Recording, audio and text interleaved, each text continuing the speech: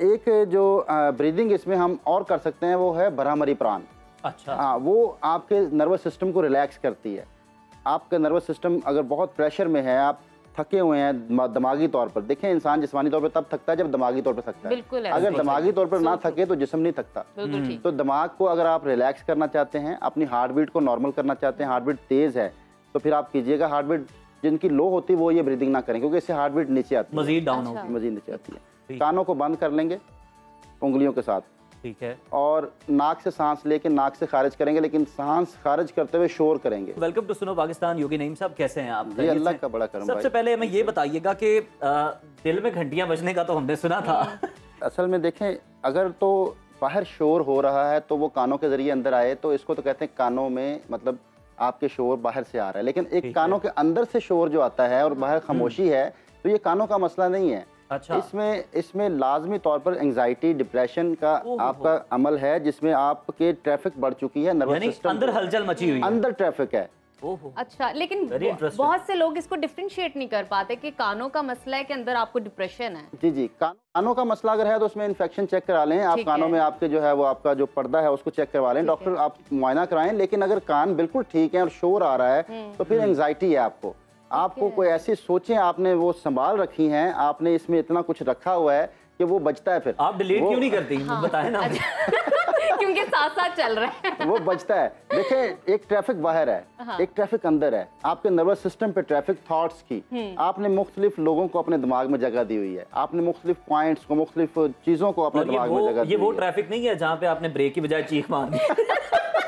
ये ट्रैफिक जो अंदर चलती है, इसका शोर फिर सन्नाटे में आता है। टनाइटिस में होता है कि जितनी खामोशी होगी उतना शोर बढ़ जाएगा। अच्छा।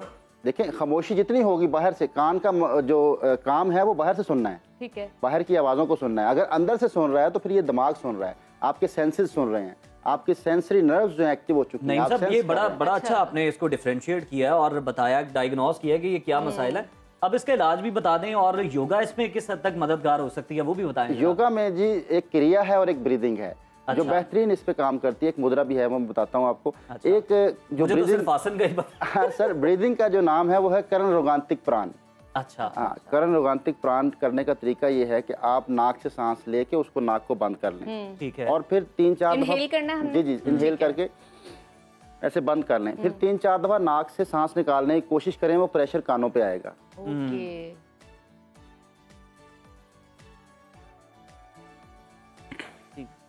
फिर निकाल दें, आप करें।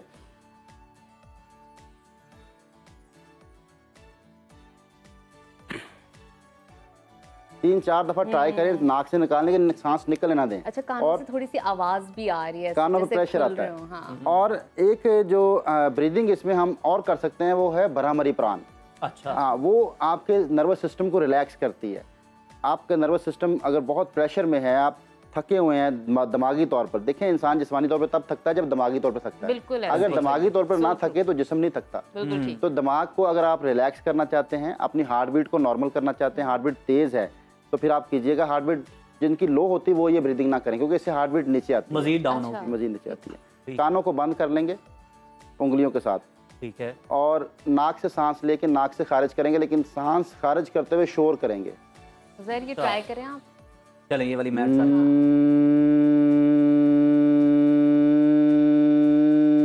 आवाज नहीं निकालें, आवाज नहीं निकालें।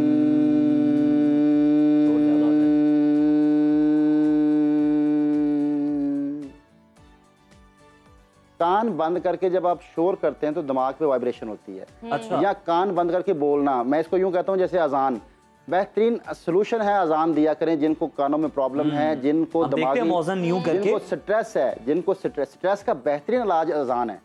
आप कान बंद करके जब अजान देते हैं तो ये पूरी वही अमल होता है जो मैंने ब्रीदिंग की है। आप शोर ना करें, आप अजान दे लें, तो अजान देने से आपका स्ट्रेस कम होता है। स्ट्रेस का बेहतरीन इलाज है।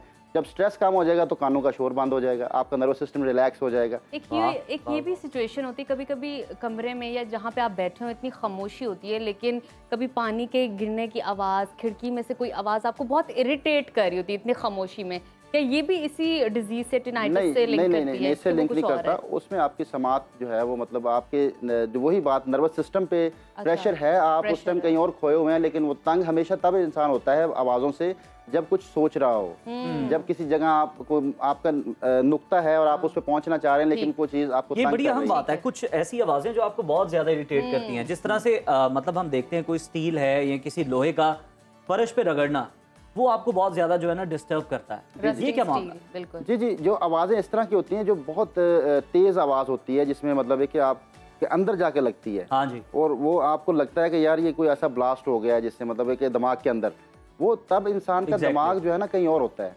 अच्छा। थॉट प्रोसेस में होता है, खोया होता है। ठीक है। तो खोया होता है, जब वो उससे निकलने के लिए आवाज़ उसको हिट करती है तो वो निकलना नहीं चाहता उससे, रेजिस्ट करता है। जी जी, उस जो स्टेट ऑफ माइंड है उससे बाहर नहीं आना चाहता। हम सब लोग जो है वो एक स्टेट ऑफ माइंड की ज़िंदगी गुजार रहे हैं ना, एक ही तरह की ज़िंदगी हम हैबिचुअल लाइफ गुजार रहे हैं, जो कि जिंदा लाइफ नहीं है, ज़िंदगी नहीं है। हैबिचुअल लाइफ हमेशा मुर्दा लाइफ है। आप सांसों को पूरा कर रहे हैं, जिंदगी जीना नहीं सीखी आपने। आपको ऐसा लगता है आप एक रूटीन में, एक लूप में भाग रहे हैं, जिंदगी गुजार रहे हैं। जिंदगी गुजारना और जीने में बड़ा फर्क है। जिंदगी जीने के लिए आपको प्रेजेंट मोमेंट में आना पड़ता है, जहाँ पे आप फिजिकली मौजूद है, मेंटली मौजूद होना पड़ता है। हम में से सारे लोग जो हैं वो, ज़्यादातर लोग जो हैं वो मेंटली मौजूद नहीं है, खोए हुए हैं। अब हम आते हैं ये दूसरा, इसका जो हमने बात की थी कि एक क्रिया है, जिसको कहते हैं करण रंध्रा दूती। पहले मैंने करण रोगांतिक पुराण में नाम इसलिए बोलता हूँ कि लोग सर्च भी कर सकें। इट्स वेरी नाइस, जो लोग जानते हैं लेकिन वो तो सर्च करने के लिए उन्हें स्पेलिंग भी तो आने चाहिए ना। करण रंध्रा दूती। करण रंध्रा दूती जो है ये बेसिकली आपके तमाम जो दिमाग से जो कान के साथ इसका ताल्लुक नर्व्स का है, उनको सफाई का तरीका है। अच्छा। पहला, इसका 3 हिस्से हैं। पहले आप उंगलियों को ऐसे कानों में लेके जाएं और यूं घुमाना शुरू करें।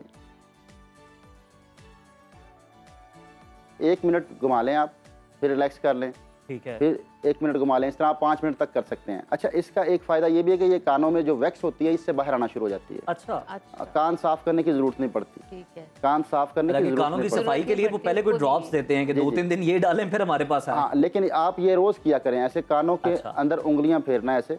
इससे जो है वो आपके कानों की वैक्स खुद ब खुद बाहर गिरती है, बगैर किसी कॉटन बड के। आपको जो है वो मतलब जरूरत नहीं पड़ती, आपके कान खुद साफ होना। कॉटन बड के तो वैसे भी कहते हैं नुकसानदेह, उससे तो बहुत नुकसानदेह है। लोग उसमें बड़ा पर्दा भी हैं, जैसे बहुत ज्यादा मतलब है कि अंदर कोई स्टील के उन्होंने कान बनवाए हुए हैं। कोई भले लोग हैं जो कॉटन बड को, वरना कोई तो पिनों से साफ कर रहे हैं, कोई किसी चीज से पेन से साफ कर रहे हैं। तो जब वो पर्दा फट जाता है तो तब भी शोर आता है। कान का इशू ये होता है कि जब कान का पर्दा फट जाए अंदर से तो तब भी शोर आता है, वो कानों का मसला। अच्छा, इस बारे में बताएगा, आजकल के नौजवान एयरपॉड्स और हैंड फ्रीज का बहुत इस्तेमाल करते हैं, हाई वॉल्यूम वूफर्स और ये वो, तो क्या इसका कोई लिंक है इस डिजीज के साथ और हमारे कानों पे किस तरह का असर पड़ता है? बिल्कुल बहन, वही तो बात है, खोए हुए हैं।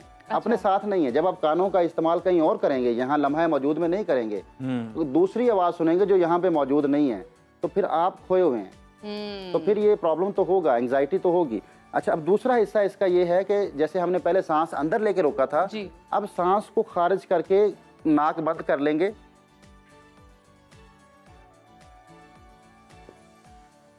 तीन चार दफा सांस लेने की कोशिश करेंगे नाक बंद करके। और कितने मिनट? कान अंदर आपके जो है ना वो स्क्वीज होंगे, कान अंदर की तरफ स्क्वीज होंगे। पहले बाहर की तरफ हवा निकल रही थी, अब सांस खारिज किया। या आप घर बैठे भी ट्राई कर सकते हैं साथ साथ। 4 दफा करने के बाद फिर सांस ले लें, तो इससे कान स्क्वीज होंगे, तो इससे फिर आपके जो है ये टिनाइटिस का मर्ज खत्म होगा। और तीसरा इसका हिस्सा ये है कि ऐसे जो पाम्स का जो ये कर्व वाला एरिया है, ये कान के ऊपर यूं प्रेस करें, फिर रिलैक्स करें, फिर प्रेस करें, फिर रिलैक्स करें। ये प्रेशर बनेगा कान के ऊपर। बिल्कुल ठीक है। तो ये 3 हिस्से इसके कंप्लीट कर लें, तो इससे जो है वो आपके कानों में शोर जिनके होता है, ये फ़ौरन इससे रिलीफ मिलता है। ये एक ही दफ़ा करने से रिलीफ मिलता है। अगर आप पहली दफ़ा इसको ट्राई करेंगे, 5 to 10 मिनट्स लगेंगे आपके, तो पहले ही डोज में आपको इसका रिजल्ट मिल जाएगा जिनके कानों में शोर होता है। और एक मुद्रा जो है कानों में शोर के लिए, वो ये आकाश मुद्रा, ये बनाएंगे। बड़ी उंगली को अंगूठे के साथ मिला लें, बड़ी उंगली को ऐसे सिर्फ जोर नहीं लगाना, बाकी उंगलियां जो है वो चाहे सीधी ना हो, साथ ना टच हो, अलग रहें। ठीक है। हाथ को सॉफ्ट रखें, ठीक है। हाथ को जितना सॉफ्ट रखें, वरना हाथ थक जाएगा ना। तो हाथ को ऐसे भी रख सकते हैं, हाथ को नीचे की तरफ भी रख सकते हैं, हाथ को ऐसे बांध भी सकते हैं, कोई इशू नहीं है। इसके लिए स्पेशल वो एक योगी को पोजीशन बना के बैठना जरूरी नहीं है, मैट के ऊपर होके बैठना बिल्कुल जरूरी नहीं है, जहां नॉर्मल पोजीशन। ये 5 कनेक्शंस हैं, ये अल्लाह ताला ने जो आपको 5 तारें छोड़ी हुई हैं, इनका कनेक्शन जब करते हैं तो मुख्तलिफ फंक्शन एक्टिवेट हो जाते हैं। ठीक है, ये वो है सिस्टम। आप इसको तार को जोड़ लें और बस आप अपनी बातें नहीं जी नाजरीन, हमने तो ये करने की कोशिश की है और ये सारे आजमाने की भी कोशिश की है और बाद में भी इसको ट्राई करेंगे यकीनन। आपका बहुत शुक्रिया यकीनन साहब, इन्होंने आपको मुफीद मशवरों से भी नवाजा और एक्सरसाइजेस भी बताइए, आप दोबारा भी देख सकते हैं ताकि आप पुरसुकून रहें। बिल्कुल, और आपके जो अंदर का शोर है ना उसको खत्म करने की कोशिश करें।